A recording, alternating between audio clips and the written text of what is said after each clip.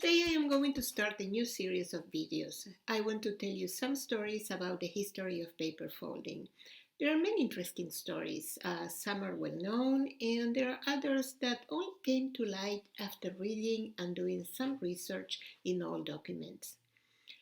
Here at the Museum of Origami in Colonia del Sacramento, Uruguay, we are fortunate to have an important collection of old documents. Many come from the Gershon Legman archive. Gershon Legman was one of the most important origami figures in the 20th century. Many people may not have heard of him because he was not a paper folder in the sense that he did not invent models, nor was he especially good at folding other people's things. But Legman stood out in something that was fundamental.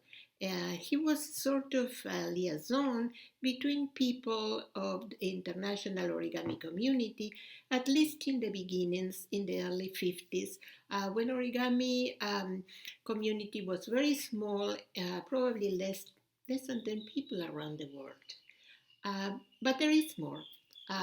He also became the first historian, and he had a special gift for recognizing talents. For instance, he discovered Akira Yoshizawa and he helped him get known in the Western world. This is a story that we will talk about later in future videos.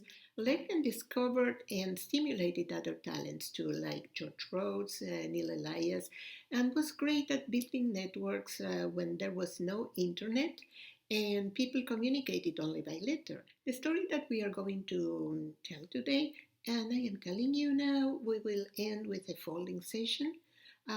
This story has to do with Gershon Legman's interest in the history of paper folding, and it has a mystery. Legman was a young man who lived in New York in a little house in the Bronx, full of books because he was an avid reader and collector. Well, to tell the truth, he went home to sleep because he spent endless hours at the New York Public Library. There he interacted with librarians who helped him find the things he wanted. One day in 1951, one of those librarians showed him a magazine from Japan.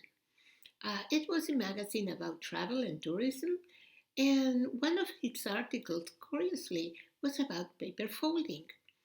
The author was a very well-known American anthropologist, Frederick Starr, and Legman was very interested in that article because Professor Starr mentioned a very old paper model, a dragonfly, and there were drawings that showed how to fold it. The dragonfly, called tonbo in Japanese, had been published in an encyclopedia from the 19th century. The name of the encyclopedia was Kan-no-mado. But there was a little problem. The drawings were incomplete. The beginning of the drawings were a mystery. They were kind of lost. Legman tried to find the encyclopedia from which those drawings had been copied by hand. He wrote to countless libraries in Japan and in the United States, but the result was always the same. That encyclopedia seemed to have been lost forever. In 1952, Legman began corresponding with Ligia Montoya, an Argentine origami artist. In one of the first letters, Legman told her about the dragonfly and asked her if she could solve the mystery of the missing drawings. To his surprise, Ligia Montoya sent him the answer right away.